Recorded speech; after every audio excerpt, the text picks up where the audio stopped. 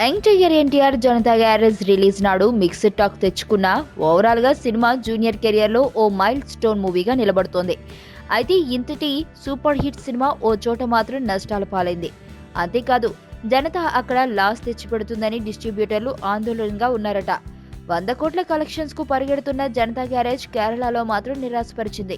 Release అయిన వారం రోజుల్లోనే గ్రాస్ కలెక్షన్స్ లో 100 కోట్లు క్రాస్ చేసిన ఈ సినిమా మలయాళ వెర్షన్ మాత్రం లాస్ తెచ్చేస్తోంది.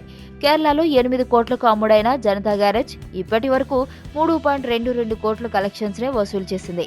సినిమా ఫుల్ రన్ లో 5 కోట్లు కష్టమే అంటున్నారు. మొదటి వారం ఏదో వేడి మీద నడిపించిన సెకండ్ వీక్ లో మాత్రం థియేటర్లని ఖాళీగా ఉంటున్నాయట.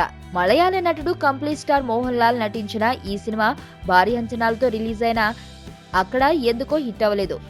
మాస్ మసాలా మూవీస్ అక్కడ అంతగా క్లిక్ అవ్వవా అంటే రీసెంట్ గా రిలీజ్ అయిన సరైనోడు, అదేనండి అల్లు అర్జున్ మూవీ యోధుడుగా అక్కడ 4 కోట్లకు పైగా కలెక్షన్ సాధించింది.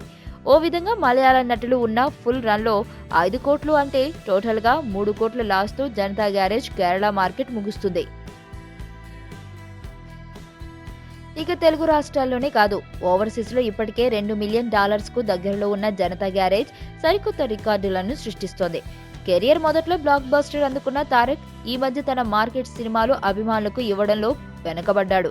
కొరటాల మార్క్ డైరెక్షన్ తో వచ్చిన జనతా గ్యారేజ్ ఎన్టీఆర్ ఫ్యాన్స్ కే కాదు, సినీ అభిమానులకు మంచి అనుభూతిని కలిగించి సూపర్ హిట్ దక్కించుకుంది. ఎందుకు ఇదంతా చేస్తున్నావు? ఏంటి నీ ప్లాన్? ఆ ఇంటి గురించి ఏం తెలుసుకోకుండా వచ్చారా? రూబీ అని అమ్మాయి ఉండేది. హీరోయిన్ అవ్వాలని ముంబై వచ్చింది. చేతిలో బంగారం పెట్టుకుని పిచ్చోడ్లో మాట్లాడుతున్నావు. ఎవరు అసలు మేడం వీడు? నా మేనేజర్. మీ ఆవిడికి దెయ్యం పట్టిందా లేక మీ ఆవిడే దెయ్యమా?